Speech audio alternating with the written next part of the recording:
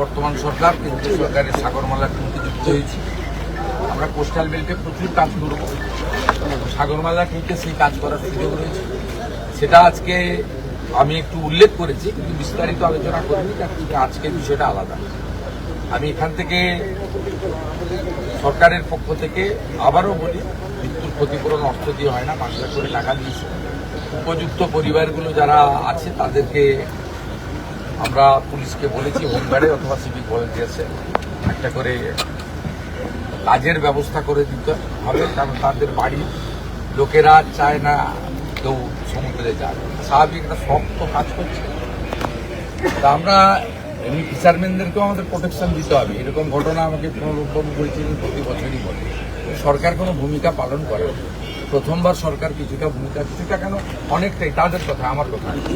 তা আমি মনে করি এটা আমাদের দায়িত্ব, আমরা এটা করছি। আর এখান থেকে ভার্চুয়ালি আমরা শ্যামপুর, চাকদা এবং কল্যাণী, সেখানেও যারা ক্ষতিগ্রস্ত পরিবার তাদের হাতেও ওখানকার বিডিও এবং এমএলএরা ছিলেন, চেক প্রদান করেছি। তাদেরও পাশে আমরা থাকবো, কিন্তু আমরা কাজ দিতে পারবো না যেহেতু পশ্চিমবঙ্গের নাগরিক নয়। উড়িষ্যার যে 3 জন মৎস্যজীবী মারা গেছে তাদেরকেও আমরা অর্থ সাহায্য করবেন বলে দিচ্ছি।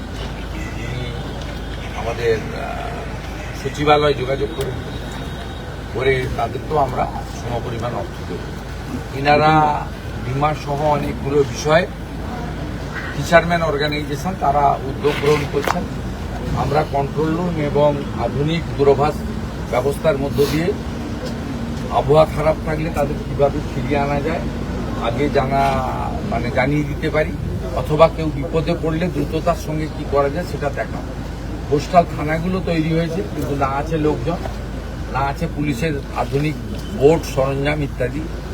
কিছু দক্ষ পুলিশ, কোস্টাল পুলিশ আমরা দেব, এবং ডিজাস্টার ম্যানেজমেন্টকে বলা হয়েছে যে তারাও একটা টিম তৈরি করবে। তারা আধুনিক মানের দ্রুত উদ্ধার কার্যের জন্য বোট বা ইত্যাদি। অন্য রাজ্যগুলো এই বিষয়ে অনেক অ্যাডভান্স, আমরা অনেক পিছিয়ে আছি। ক্যালামিটি রিলিফ ফান্ডের টাকা প্রায় 4-5 হাজার কোটি টাকা কেন্দ্র থেকে নিয়ে এসে ফেলে রেখেছে, কাজ করে না, খরচ করেনি। এগুলো থেকে করব।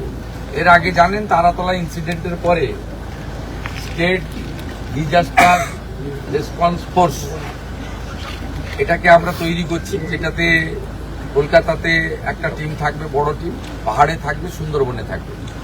আমি এই ডিজাস্টার ম্যানেজমেন্টের আমার হাতে ওই দপ্তরটাও আছে, মুখ্যমন্ত্রী ছাড়াও।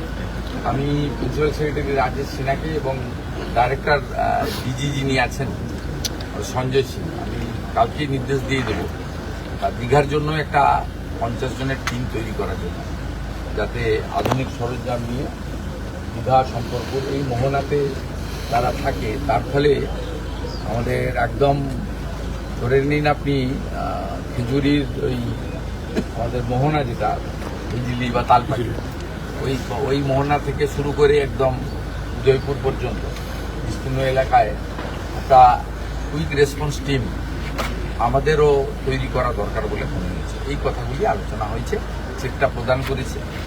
চোখের জল তাদের দেখা যায় না, তাদের বাড়ির যারা তরুণ ছেলেরা আছে তাদেরকে আশ্বস্ত করেছি যে অভিভাবক চলে গেছে, কিন্তু পশ্চিমবঙ্গ সরকার আপনাদের অভিভাবকত্ব দায়িত্বটা পালন করবে।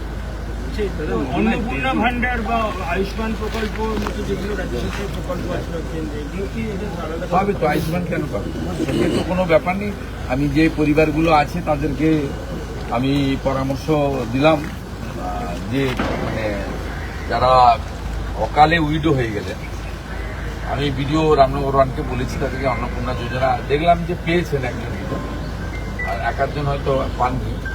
যেহেতু আমাদের উইডো পেনশন 1,500 টাকা আর অন্নপূর্ণা 3,000 টাকা, 3,000 টাকাই যাতে তারা পান অতিরিক্ত, সেটাও করা হয়েছে। আর ওদের স্কলারশিপ 18 বছর পর্যন্ত মিশন বাৎসল্য, তাতেও যারা পড়াশোনা করছে 18 বছর পর্যন্ত তারা 4,000 টাকা করে স্কলারশিপ পাবে, সে ব্যবস্থা করা হবে। বাকি কাজ এলাকার এমএলএ চন্দ্রশেখর মন্ডল দেখবে। 2064 ওই ফিশারম্যানদের সেফটি সিকিউরিটি নিয়ে বরাবরই একটা প্রশ্ন থাকে, মানে ওরা সাফিসিয়েন্ট লাইফ জ্যাকেট থাকে না, ট্রলারগুলোতে যে সেফটি সিকিউরিটি থাকার কথা সেগুলো রাখা হয় না, এমনকি রেজিস্ট্রেশনও করা হয় না। এরকম অনেক ট্রলার সমুদ্রে মাছ ধরতে যায়। এই দপ্তরটা ছিল বলে তো কেউ জানে না। হিরণ্ময়বাবু যখন মন্ত্রী ছিল তখন জানতো না ফিশারি দপ্তর আছে। হিরণ্ময়বাবুরা চলে যাওয়ার পরে ফিশারি দপ্তর আছে বলে তো পশ্চিমবঙ্গের লোক জানতো না।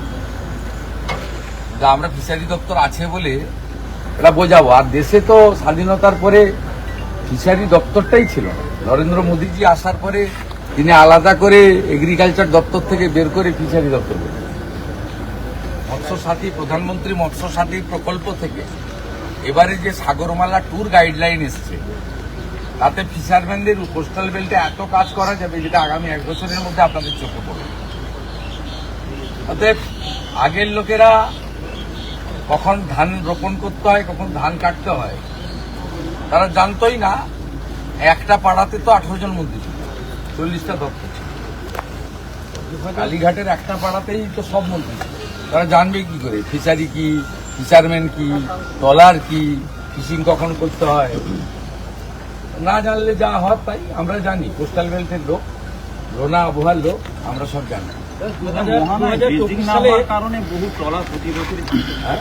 ব্রিজিং না হওয়ার কারণে যেখানে কেন্দ্রের সাহায্যে একটা ইরিগেশন মন্ত্রী আছেন, তিনি যতটা পারবেন করবেন।